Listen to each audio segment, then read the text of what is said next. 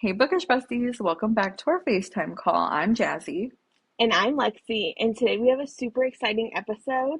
I'm gonna let Jazzy introduce it. Yes. So, in honor of Hispanic Heritage Month, we are talking about one of our favorite Hispanic indie authors, Lexie Axelson, the author of Mariposa. Yes, and this actually aligned perfectly because I got to meet her in person with Jazzy on FaceTime because I can't leave my girl behind. Had a Barnes and Noble signing, which was awesome.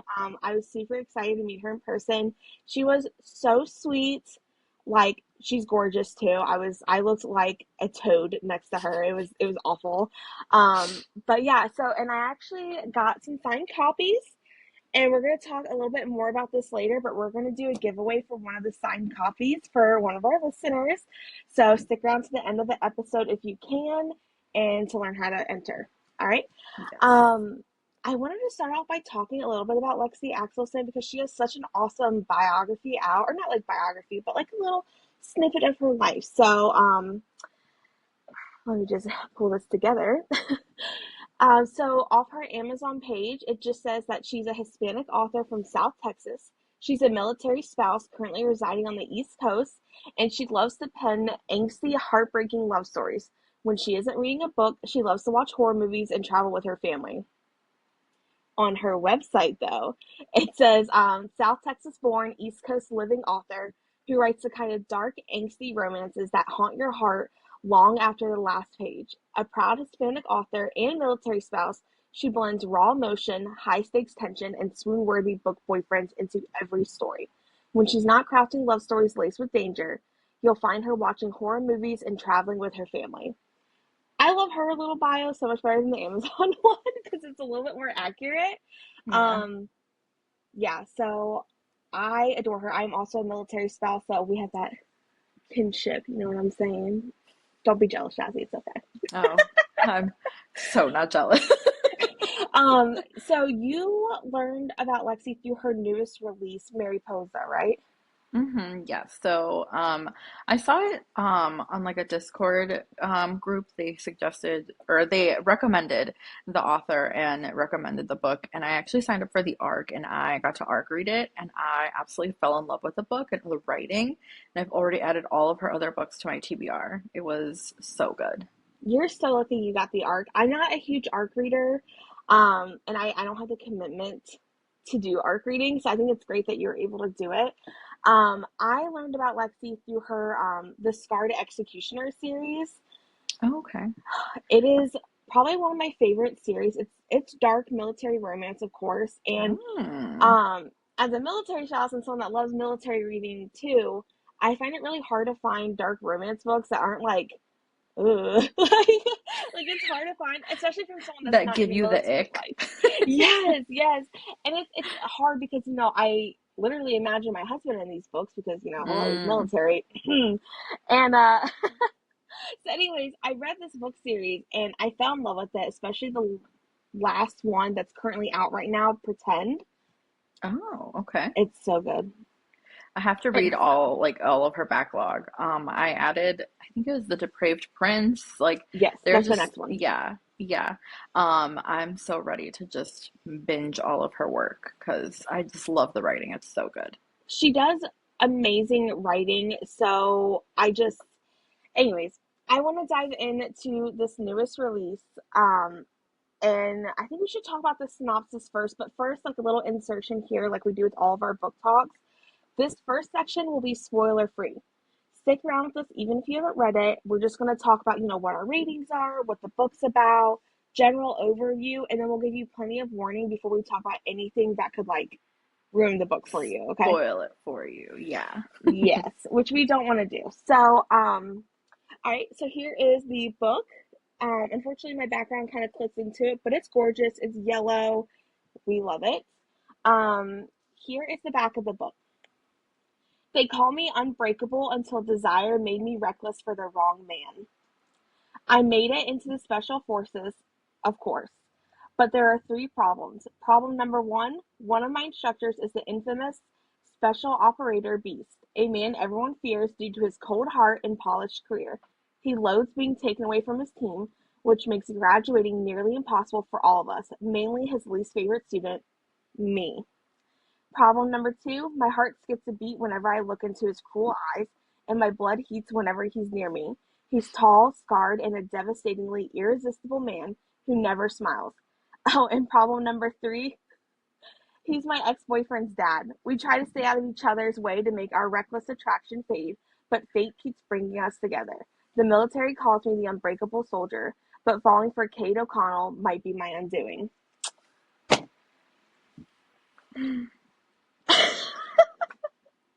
That last part, you just add that last part, like, oh, by the way, he's my ex's dad. I know, which is like so funny because this is the second book in a row that I've read with that trope in it, and I don't Ah, usually like that nice. trope, you know what I mean? But it's so good. It was really good. It was really She, good. I know she wrote it in such a good way. I think we should talk about the triggers though. Do you want to read those out? Warn to read this because this is a Um, dark book. it Don't is a be dark mistaken. book. It is a dark book, so definitely check content warnings. I don't have it, but hold on, let me look them up. Well, while she pulls that up, a little snippet here. We are a little bit behind on our episodes because Jazzy got sick, and then I got sick, and that's why I still The look like poop. plague has been going around, yeah. Literally, and she lives like states away from me, but I already knew. I was like, oh, she's sick, and then like the very next week, I was like,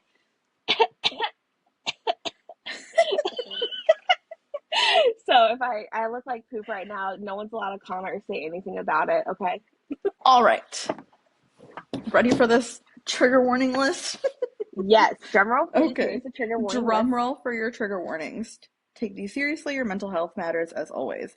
All right. So we are dealing with PTSD, graphic violence, Alzheimer's, cancer, grief, death, attempted suicide, CNC, blood play, breath play, pain kink, and spitting. Is spitting really a trigger warning? I mean, maybe. I mean, it couldn't hurt to put it on there, right? I'm just kidding. Okay, okay. Uh, so yeah, this is a darker book. A lot of Lexi's books touch on like really sensitive topics, and she does a beautiful job about writing about the mental health with military members.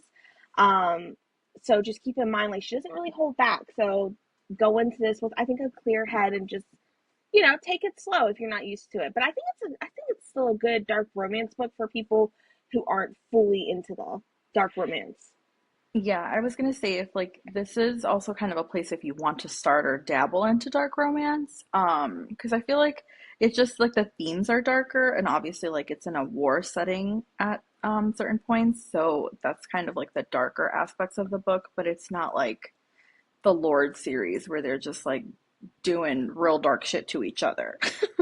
Yeah, no, I totally agree. I think my only snippet with that is that if you are a military spouse or military member, don't read it while your loved one is deployed. I actually specifically waited till my husband was back till I read it because I was like, and that's not a spoiler or anything. That's just like my general rule. I don't watch military shows, news, or books while my husband's gone. Yeah, it's a good rule of So, thumb. yeah. Okay, so I want to talk about our ratings. What was your overall star rating of this book? Oh, it was 5 stars. I couldn't stop thinking about it when I was done with it. I was like, Yes. I also rated it 5 stars. Um, my only thing was, and I just felt like I wanted more in the ending and like kind of like the background scenes of some of the stuff that happened. But I do know with Lexi that she touches on it in other books. Even though this is a standalone, you get behind the scenes of other books and future books. You know what I mean? Because they kind of like do a lot of investigations. So I would just keep that in mind when you read this. But I think it's awesome as a standalone. I love a good standalone. Series are yes, exhausting. it was I agree. I did want more of the ending. Like I was like I need more. I need to see more. Um, but also I saw that she's actually writing a second book in this series, but it will be like it's a standalone series. So it'll be different characters, but it will be in the same universe as Kate and Violet. And it's actually out for pre-order right now, which is awesome. I'm super excited about that. She's like just cranking those books out this year and last year. I mean, like Yeah. she's like really putting them out.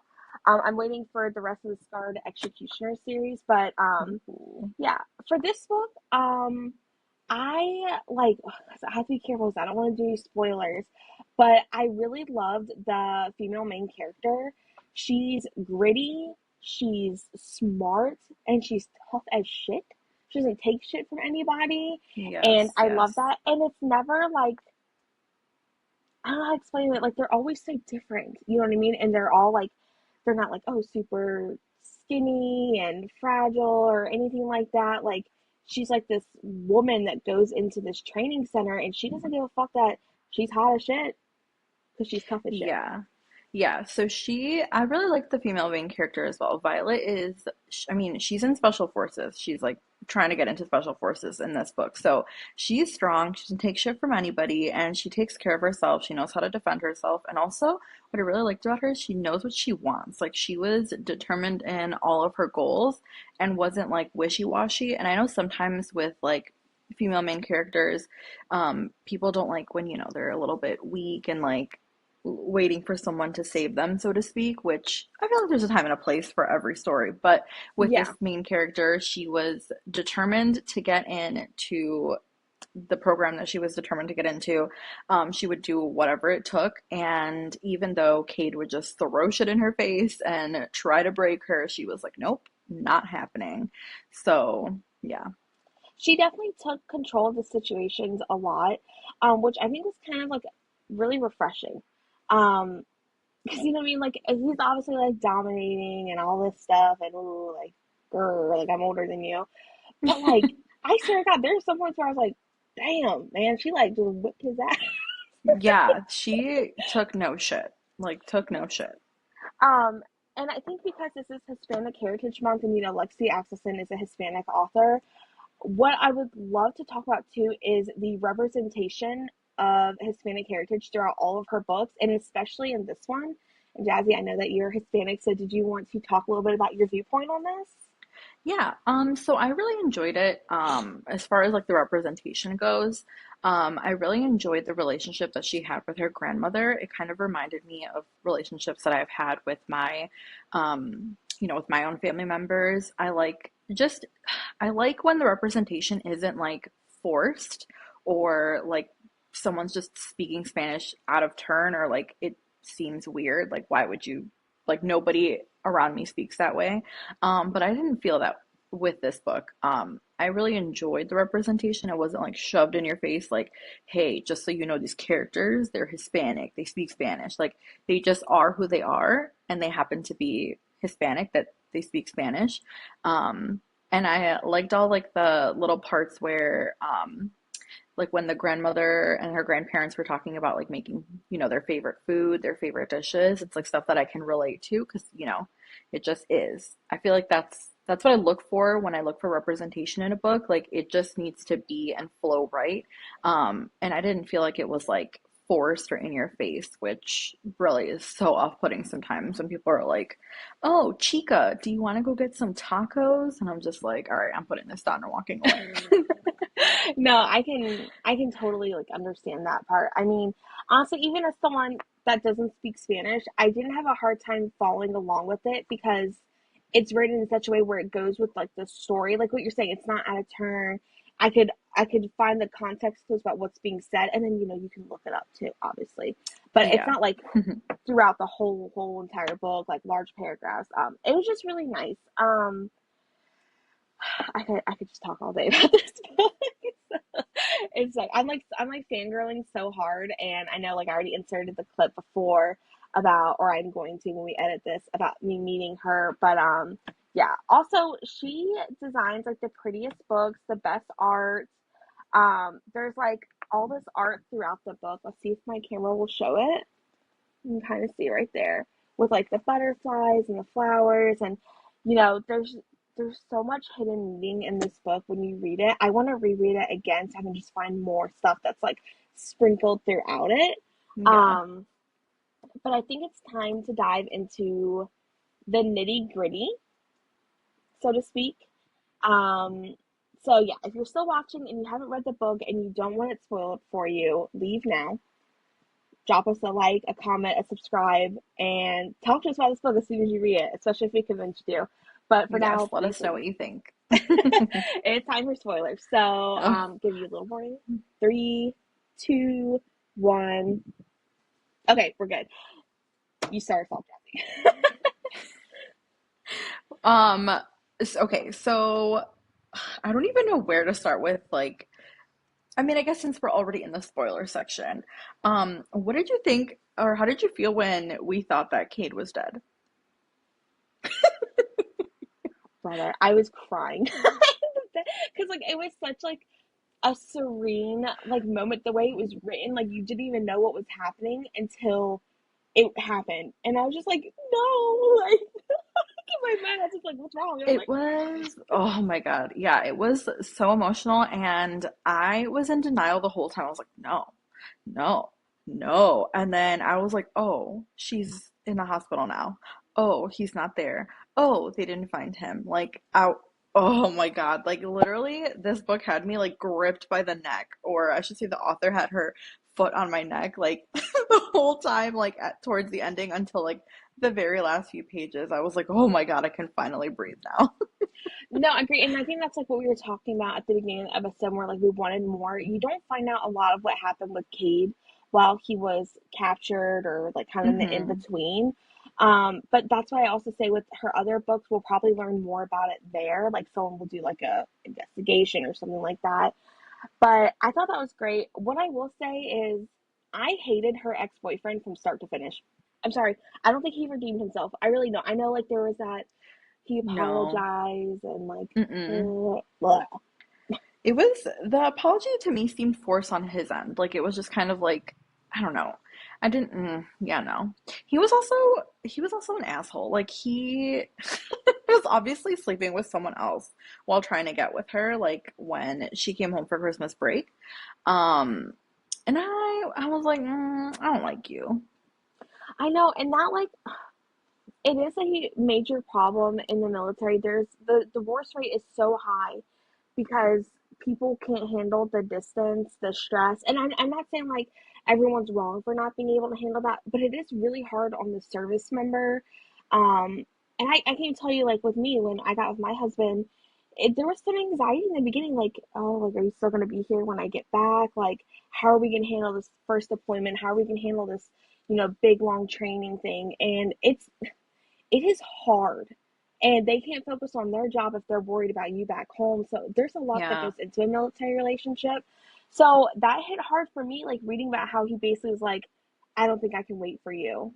And his came from trauma with his dad being gone in the military, but it's because his mom was a piece of shit.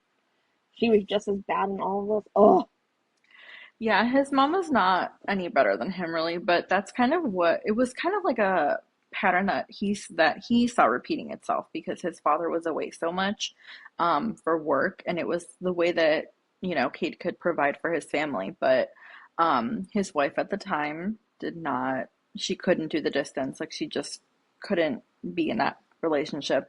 And her son, Violet's ex-boyfriend, like kind of saw that and saw like Violet leaving as like, oh, it's going to be the same thing.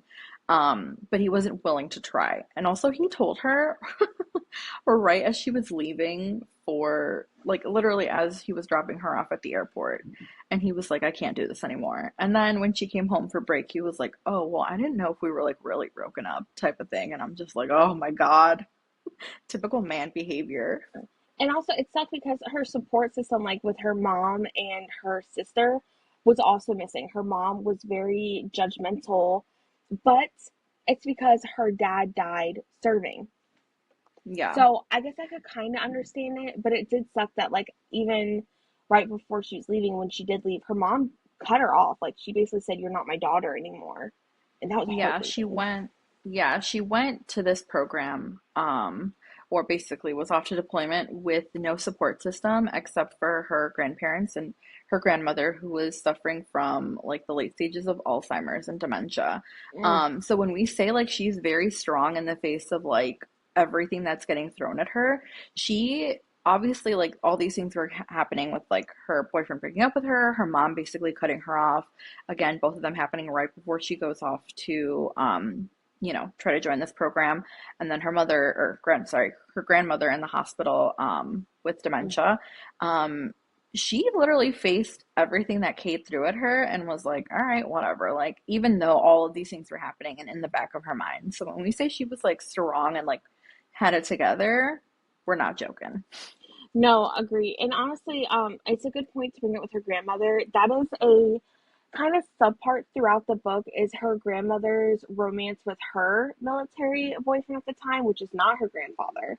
And you Hmm. learn about it through like these letters that her grandmother saved. And it is such a beautiful, mysterious romance that you're reading in the background. And it made me cry at the end because the grandma died. It was very sad. Yeah, I have to agree. I kept wanting to like get to another letter when she was reading them. But her grandmother told her like we'll read them together when she would call her. And her grandmother obviously is suffering from Alzheimer's and dementia. And so towards the end of the book, when Violet visits her grandmother, she's not doing well, she's not remembering, she's having like really bad days. And when Violet goes to see her, she still thinks that Kate is dead. And so when Kate shows up, like in front of her grandmother thinks that Kate is the military man that she was in love with all those years ago. And they have a sweet Ugh, moment where like Cade just kind of plays into it and like he understands because he had read the letters and kind of knew what was going on. And that scene, like I was just like, oh my God, it's so sad. I And then we know. find out that her grandfather actually hid the letters from, his wife or soon to be wife at that point, and she never knew that like he had written to her and that he actually, loved her and reciprocated the feelings. So that was also so tragic and so sad. And here we are watching her grandmother who like can't remember who she is basically just and oh God, it just hit me right in the feels. The letter situation is so complicated because, like, it's not black and white. It's a very gray subject because, she had kind of broken up with the military boyfriend while he was gone, but then had changed her mind. But then she'd met this other guy, which is now the girl's grandfather. And obviously her boyfriend died while he was over there, on another deployment. I think it was the Vietnam War, was it? I think it was, yeah. But also, she was so young when they met, and he was older than her as well. I think he was like 11 years older when they had Yeah. met, and he was like going to be deployed. So that was another factor too. Like, obviously, back in the day when she was young, and then he was a lot older than her, and he was off to deployment, and yeah, so Yeah, it made it hard. So that was like a really painful but sweet, romantic, heart-wrenching subplot that like really draws you into the story. And her relationship with her grandmother is so beautiful. And the way Kate gets to meet her when he comes home when he's not dead. Lexi, that was horrible. I love it. Do it again. Um, so I'm yeah, ready to be hurt again. I know, and that's what Lexi does with her books. It's like, man, like she gets you every time, and it drives me Yeah. nuts. So I actually, when I met her and I had her sign these books, I had her um write down one of my favorite quotes from the book, and "And you are my salvation, my anchor in an ocean I've been drowning in." And I'm just like, because Cade and Violet's relationship is just so beautiful, even with some of the darker parts and with him being an asshole. It is really beautiful because they kind of save each other mentally, physically, spiritually. And that was like one of my favorite quotes. Yeah. My favorite quote from this is towards the end when he's basically like he knows that he's gonna go off and like distract the people who are attacking them. And it was, I need you to save yourself. Don't you see? You've never needed me, baby. Never. You're unbreakable. Ah, and it's like, she is breakable because she loves you. Yeah. Like, the love is like the only like breakable part. So that scene was traumatic, and the boyfriend tries to redeem, or the ex-boyfriend, I'm sorry, tries to redeem himself by saying like, "Oh, like I should have had a relationship with my dad and forgiven him and all this stuff, and I knew you guys loved each other and blah blah blah." And I was just like, "You're still a piece of shit, but at least you did something right." And towards the end of the book. So I'm a hater. I'm sorry.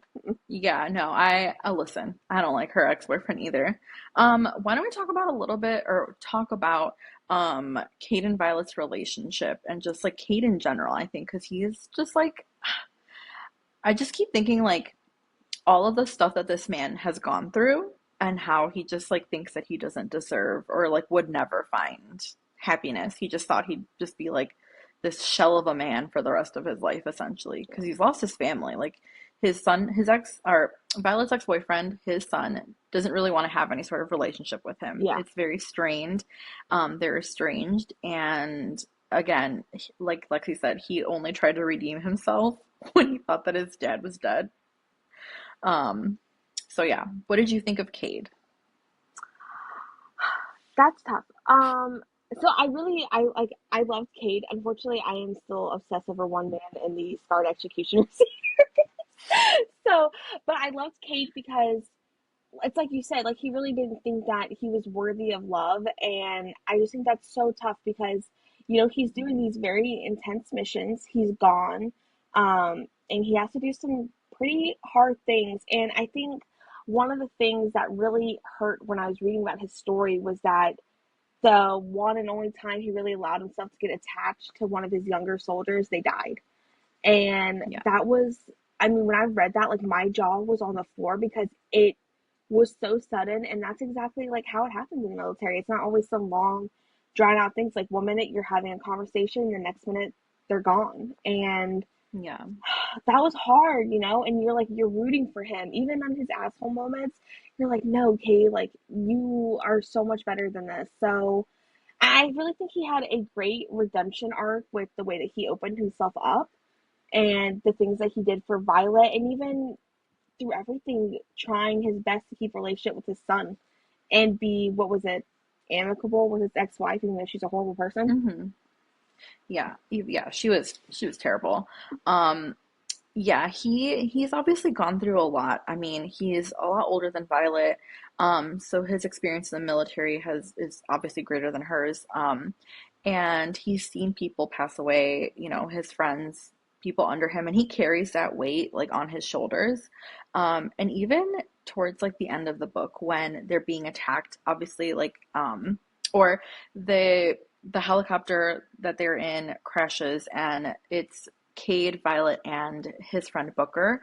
And unfortunately, Booker passes away. Like, he gets killed and he can't even mourn or, like, he doesn't have any time to grieve the loss of his best friend because Violet is injured and his priority was, like, basically to get them to safety. And that's what he did. And I was like, I can't even imagine, like, what was going through his head. Like, I can't because it's so like to me the military and stuff is like so like it's a concept to me that is so foreign that when I was reading this book I was like your friend just died like and you don't have any time to like grieve it or anything like you just have to keep going and that to me I was like oh my God I cannot imagine that and unfortunately like that's real life like you said and that really like hit me hard in the face reading this book so I sobbed horrifically when Booker died. And I've known him since the very first book in the Scarlet Executioner series. So for me, Oh, he was in it? See, I had no idea. Again, this is my first time reading Lexie Axelson, so I had no idea. So,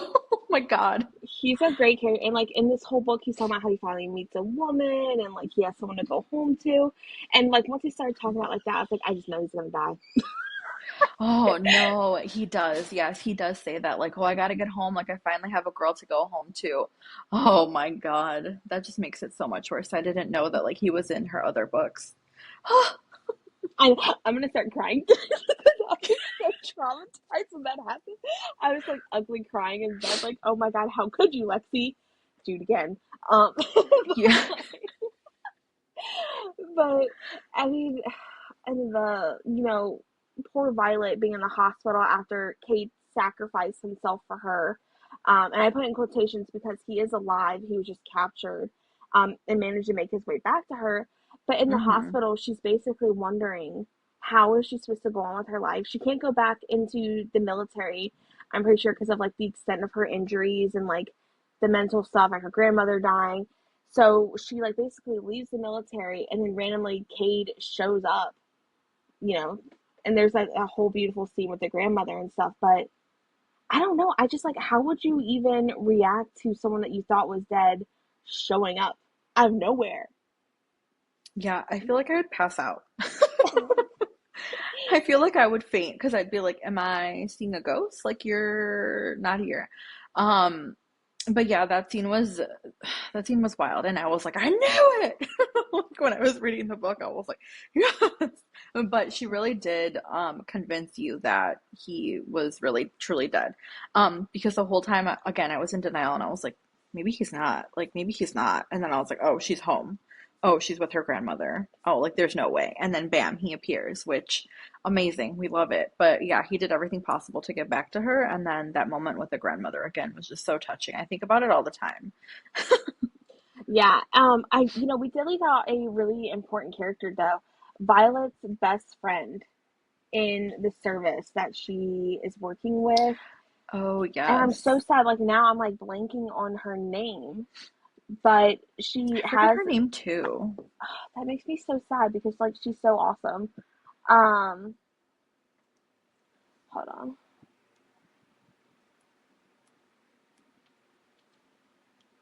I'm gonna have to edit this out.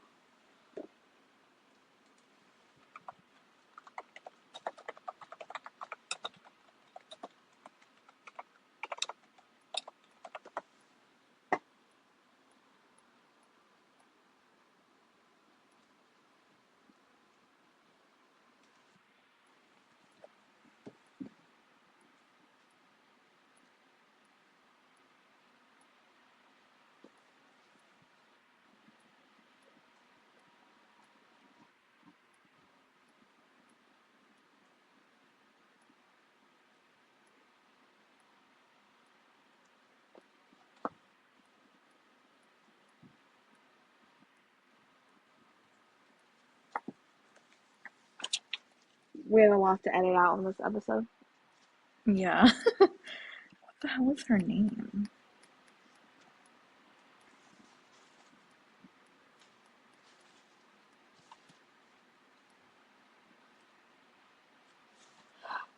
Um, Her name's Castle. Ah, Castle. Yeah, okay. So, insert back. We did not talk about one of the really great relationships in the book, the best friend of Violet. Her name's Castle. She's also another operator, and Castle gets sent on this like mission, right? And it looks suspicious. So Kate pulled Violet off the mission, but Castle still went. And Castle even told Violet, like, you take orders. You don't fight this. Like, I go, but you need to be here. And they get attacked. And Castle lives, but she loses her legs. Yeah, she gets severely injured. And then Violet has to deal with basically like survivor's guilt or just like guilt because it like she thinks like if Kate hadn't pulled me off, like it would have been me. So obviously she's like relieved that she's safe, but also she's like grieving this like big loss for her friend, who she can't even she can't go see her or anything until she's be done with deployment.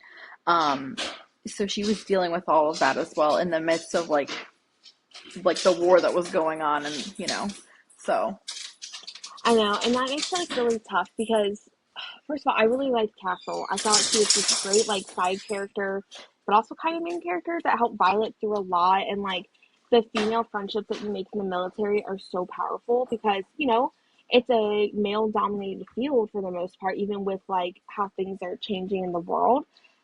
When you find a female and that like it means a lot. So I mean that was like a really heartbreaking part of the book too that I struggled with, and I hope that we get to learn more about Castle in future books. um, she's kind of like Lieutenant Danning it with no legs. Sorry.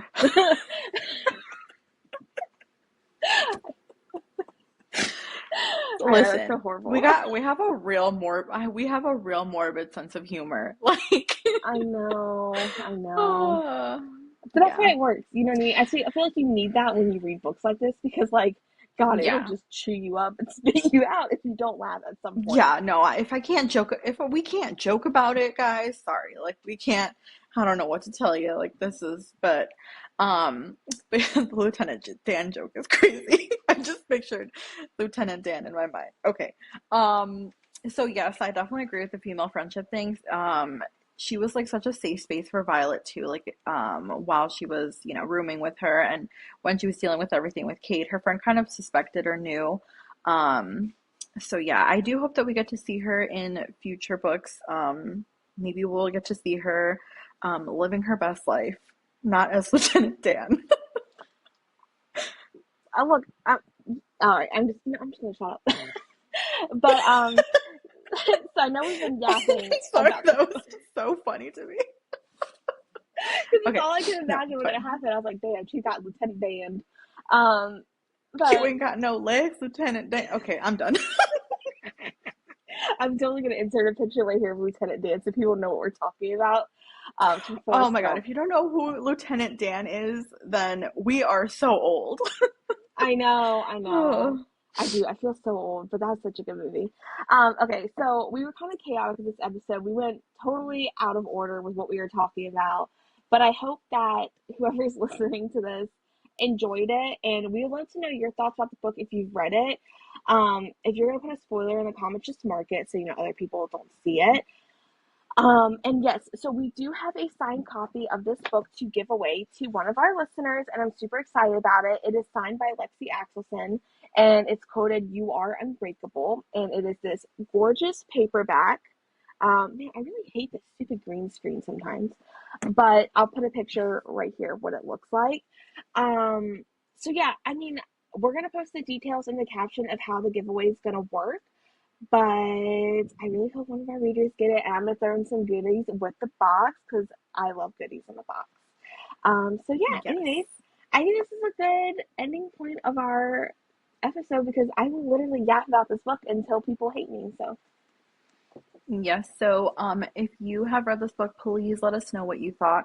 Also, if you didn't know, the playlist for this book is amazing, and it has some really good Spanish music too. So, if you're open to listening to music in another language, that's also maybe something you can check out. But yeah, let us know what you thought about this book. Are you adding it to your TBR? Just yap with us. We love yapping. yes, I mean obviously it's the whole point of our whole podcast. And also, if you have any Hispanic authors that you want to mention in the comments or tag them, please do. We're always looking to expand our list, our authors that we love, especially when they're indie. They deserve a shout out too. So drop them in the comments, spread the word, tell us about all these good books that they've written because we know there's some out there that we have not uncovered. And yeah, until next time, we will see you later. I'm Lexi, I'm Jazzy. and this is Bookish Besties podcast. Bye. Bye, bestie.